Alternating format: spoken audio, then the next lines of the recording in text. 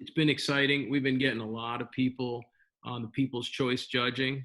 So people are weighing in, people are into it.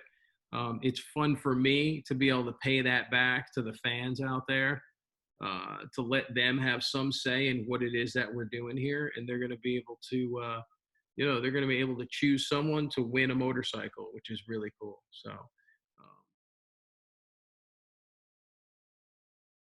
I was just going to go through each one at a time, ask your opinions on a couple each. Go ahead and start with Robert Holby. He's got a 1969-ish mini bike chopper called Bonanza. This bike to me is really cool because his son helped design it and his dad built it. The son goes by the name Danger. That's his middle name. He goes by the name Danger. The bike fits that personality perfect. Adam, what do you think? What are you thinking of this motorcycle? This is honestly one of my favorite builds, and the reason is more the story than anything. I mean, here you've got a guy, who is into going to chopper shows, and his son wants to compete, and he pulls this old, piece of metal out of the garage and starts building it to his son's specs, right? So his boy is actually telling him how he wants to build it, and he's building it to that. And to me, I think a big part of being a custom builder has to be being able to build what your customer wants, right? And in this case, his customer is his son. And so I love this bike. I like the raw feel of it. I like the old school hard tail. I love the fact that he put a bicycle front end on it, something his son's probably pretty familiar with, which probably adds a level of comfort for someone that young getting into the sport. Sure. I just love this bike all around, Freddie. I do too. And I feel like there's going to be little kids on the schoolyard arguing, trying to take another one's lunch money. He's going to pull up on that thing and be like, yeah, Danger's looking pretty tough on that. All right. Thank you. Next up, let's go with Nathan Guthrie. Okay, so this is a cool bike. I like this bike. We've got a 2015 Grom with a CRF 450R motor. So you're taking a 2015 Grom and you're throwing a complete woods ripper in it, but that's not enough. No. We got to put nitrous on top of it too, because this is the most American thing I've seen in a long time. So Ari, what do you make of this thing? It's certainly a custom, that's for sure. And as far as the field goes, I say it's probably one of the more refined and kind of meticulously created customs. I mean, it really is show quality. It's beautiful. He's got custom paint on it. So like the wheels match the frame, match the nitrous bottle. But it's just nice to see someone who's done it really, really well. I mean, that looks like a completed project. And I know you had to make a custom frame for that thing. He wanted the engine to be easy to come in and out. So they built a custom cradle frame, and that looks beautiful. And I'm very grateful to see that, considering he has a 450 engine with nitrous, that he put an extended swing arm on it. And he also upgraded the brakes. So it's nice to see large discs front and rear. So it seems like they really put a lot of thought into that thing, and in terms of the mechanics, in terms of the design, in terms of the aesthetic, and presumably the performance. But I think it's pretty impressive, because it's basically a custom turned up to 11 for the category. And it's just very, very well refined and presents really well. All right. Next up, let's take a look at Eric Bailey, another crazy Grom, kind of in the same genre, if you will, of land missile. Bailey has a Grom with an FZ07 engine, and to me, this is amazing, because you're taking one of Yamaha's bikes that I feel, saved motorcycling in a way with the FZ09, and along with the Grom kind of did too, and still is putting life into motorcycling as we go, right? So it's just amazing to have these two iconic motorcycles from competing Japanese manufacturers at such a high level to meld them together. It took the guy a year to do. Zach, when I saw this bike, I thought of you putting this thing through its paces. I just wanted to get your opinion on it. I mean, yeah, I think you've said it. The combination of two bikes that are sort of like iconic within this modern generation motorcyclist, and I really appreciate that. I think that and something I've never seen before. That was what struck me about it first, was that putting like a CB300 engine in a Grom is something that people have done, and it's probably a great combination of bikes. But this is just taking it to a whole nother level, and the craftsmanship underneath the bodywork there is just really kind of staggering because the engine doesn't fit in the bike. And obviously like the frame that he had to work up to get it to work and all the like cooling system and everything. I mean, it must have been just a fantastic amount of work. And yeah, I mean, I do love wheelies, and between a Grom and an MT-07, those are basically two of the best wheelie bikes out there. Right. So I think it's probably a hoot to ride. It says it went 0 to 60 in 1.89 seconds, which I don't know that I've ever done, frankly.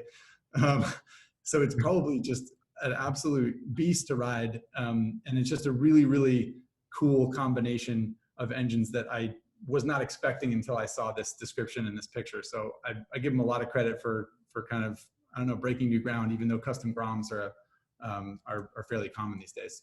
Yeah, I agree with the breaking the ground, being able to marry those two engines. He had to cut the frame, he had to move the fuel, a year doing it. And yeah, to me, it's just a ripper. Like I could see that thing in the back of a van doing military operations. You could fly out the back of the van with that thing, get your stuff done, get right back, right? It's pretty cool. Little package you can take anywhere. So very, very cool bike. All right, next up is Sam Siminski. He's got a 1998 Honda Z50R, 125cc 4-speed. Him and the whole feel of the bike has that kind of like endless summer feel to it. I feel like if you came out of a surf shop in Jack's Beach, you would see that bike parked in front of it with him out with it. So curious to see what you're thinking on this one, Ari. I just feel like this would be something that would be a little bit up your lane for some reason. So Z50's up everyone's alley, right? Like how many of us bikes, how many millions of kids have learned and fallen in love riding that motorcycle. So I really appreciate that Sam's working with the Z50. It might be a later generation than what I learned on personally, but the fact is that bike resonates with everyone. And I like this build because to me, it feels very grassroots. Like he acknowledges that he doesn't know how to weld. He talks about how like the wiring harness he pulled out of a dumpster and then rewired it to do everything he needed. And he's using parts from a Grom. He's using parts from a Ruckus. He's got the front number plate from a Sierra 450. It's very fundamental. And I like to think that like this is where people start with modifying and building a custom bike. They take it, they bolt things on as they can, they tweak things as they can, but they make it their own. And I mean, he put an engine swap in there. That's pretty rad. It's now a 125 instead of a 50. And I totally dig the knobby tires, but I guess I just like the homegrown aesthetic of it. And I like what it suggests and what it represents, which is somebody taking their own time with the skills they have and the parts they have access to and building something that's special and meaningful for them. And again, because it is a Z50, it's freaking awesome because those are just the bikes that launched so many people into a lifelong passion of motorcycling. Next up is Adam McNutt. He has a 1977 Honda CT70. Adam is a big guy. He purpose-built this. He's got inverted front end on it. He has piggyback shocks on it to hold his weight. Adam, I know you've got some CT70s around the campground. I would love to get your input on this. I feel like on Sons of Anarchy, if they all had to have mini bikes, this would be the one. What are you thinking? I think you are 100% correct, Freddie. Yeah. You know, the CT70 is an important bike for me. It is the bike I learned to ride on. So it does have a special place for me, and that's why I do have a few of them around my campground. But, you know, what I really like about this is that, you know, these CT70s aren't always the easiest bikes to build. You know, they're older and, you know, sourcing parts can be a real problem. In fact, he said that, you know, sourcing parts is one of his favorite parts about building this bike, and he actually helps other people with it, which I thought was pretty cool. But at the end of the day, it just looks comfortable. Like if I had to ride one of these mini bikes across country, I think this is the one that I would pick. I mean, that big plush seat, the bigger engine. He's doubled the CCs in the engine, which is great. And he's had to do a lot of custom stuff to throw that inverted front end on it. And I like the bike a lot. And like I said, and the best part is he says he got it and put that engine in it because he wanted to learn to do wheelies. I want to learn to do wheelies, and I want to learn to do them on a bike like that. I think that looks like a great place to start. Yeah. Yes. The next on the list is Barry Dunbach. He has a 2012 Honda Ruckus, gorgeous bike. Actually forged the engine. It's a 171 forged. I looked at it and I saw the steering stabilizer. I was like, okay, this is something's going on here. So Zach, I just wanted to get your opinion on this bike, and what are you thinking? Yeah, I think the phrase that comes to mind when I see this bike is anything that's worth doing is worth overdoing, because custom Ruckuses are a thing that lots of people do. But Barry obviously just turned it up to 11 or 15 or something, because this bike is way off the rails. And I feel like I like a lot of the stuff about it. I like that he took the time to make, obviously there's a lot of detail there, like the little, and this is probably kind of silly, I don't know if anyone else noticed this, but like the little like star-shaped cross drilling in the rotors and stuff, it's like, he did that for some reason. I don't know why, but I think it's cool that it's like very imaginative. And there's lots of other stuff on it that I don't understand, that I also am just sort of curious about, like the steering stabilizer is one of them. I don't know what's going on there. And the big stacked exhaust that goes straight up, it's just like, it's very, it's got a ton of personality. It's obviously something that he made his own, and he didn't just sort of like follow a sketchbook of like, oh, someone else did this to a ruckus, so I'm going to do the same thing. And I appreciate that. I think his story is really cool too. I like the picture of Barry. Like, he's wearing 2 different colored shoes. Again, I don't know that I understand it. That's one of the things I like about it. It's all personality. Did you notice the little Chuck Taylor on the side stand? Yeah, and the little Chuck Taylor on the side stand, brilliant.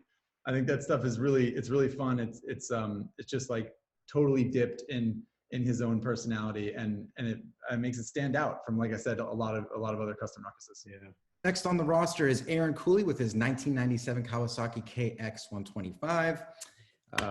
So Paul, as a bike builder, this guy had $100, never built a bike before, got one for $100, decided to completely strip it, flip it upside down, as one does, the frame, and then somehow cradle the engine back in and get it to work together. So as a bike builder, what are your thoughts on this? Man, I got to tell you, dude, this bike, to me, when the pictures started coming in, this was one of the first ones we got, one of the early pictures. And I was like, oh my God, this thing, I did not expect it. And I was like, if this is any idea of what we're going to start seeing creatively, it got me pretty excited. Because honestly, this class I wasn't sure what we were going to get from this, honestly, because it's not an area that I'm an expert in, although I appreciate it and I see all the value in it. But man, when this thing comes in and I'm looking at it and I'm reading what he spent on it, and it's upside down and it looks right. I mean, the thing looks right upside down. That's crazy. It's not goofy. It looks, the guy did a great job, and he had no budget. That's even better. So, I think when I look at that and I read his story, I'm like, well, you talk about innovation, right? Because the word innovator is in the namesake, and it's a bit of a tall name because it's almost a little bit intimidating, the Next American Innovator. But the truth is, he kind of like happened upon building that thing upside down, and he went all the way with it, and he's way into it. So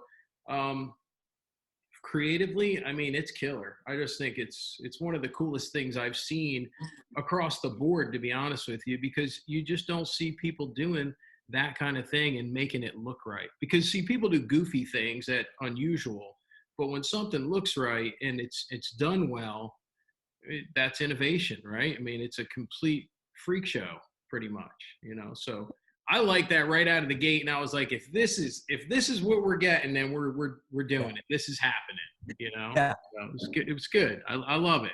It rides lower. It was a smart idea. It almost gives it like a chopper feel to it now.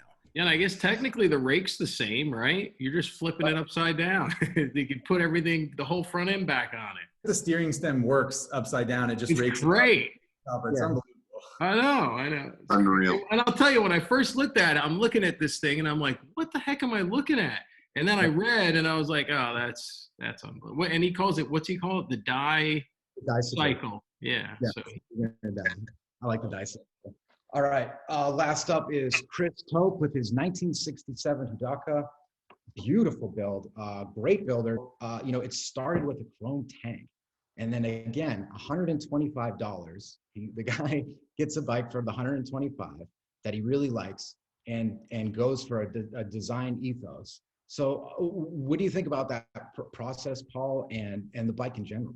Well, I love the fact that he started with inspiration, which was essentially just a gas tank. And he started figuring out what the gas tank was, realized what the bike was that it was attached to, and kind of went on a journey to figure out how to put it all back together. But he didn't just do that. He did it with his own flavor. He did it with, he put a level of his creative into it that just shines through, honestly, even across the board. It's one of the prettiest bikes for sure that we have in the competition. You know, his attention to detail is fantastic. The badge on the side of the tank, I mean, the grips, the seat covering.